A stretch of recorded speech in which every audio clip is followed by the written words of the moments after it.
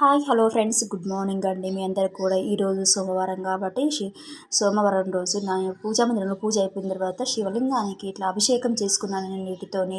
నీటితో అభిషేకం చేసుకున్న తర్వాత శివలింగానికి పూలు అలంకరించిన తర్వాత ఆ లింగానికి ఇట్లా ధూపం వేసానండి. ఇట్లా అగరబత్తిని ముట్టించిన తర్వాత బెల్లం నైవేద్యంగా పెట్టుకున్నానండి. ప్రతి ఒక్క సోమవారం రోజు కూడా నేను శివలింగానికి ఇట్లా అభిషేకం చేసుకుంటానండి. ఆ తర్వాత ఏంటంటే ధూపం వేసానండి.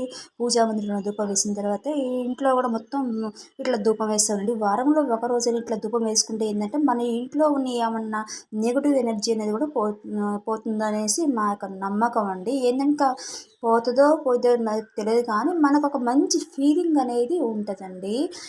ఈ ప్రతి సోమవారం రోజు కాకుండా ఇట్లా ఏంటంటే శుక్రవారం రోజు, గురువారం రోజు కూడా ఇట్లా నేను వేసుకుంటానండి ధూపం అనేది.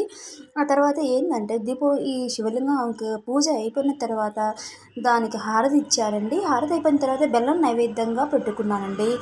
ప్రతిరోజు కూడా ఏమన్నా బెల్లం లేకపోతే ఇంట్లో నైవేద్యంగా ఏదైనా చేసి పెడతానండి. ఆ తర్వాత పూజా మందిరంలో కూడా దీపారాధన అయిపోయిన తర్వాత ఆ బెల్లం నైవేద్యంగా పెట్టుకొని ఇంట్లో మామిడి పండ్లు ఉంటే మామిడి పండ్లను కూడా నైవేద్యంగా పెట్టిందండి. ఈ విధంగా మనం ఏంటంటే మనకు మంచి జరిగిద్దో జరగదో కానీ ఇట్లా ధూపం పెట్టడం వల్ల మంచి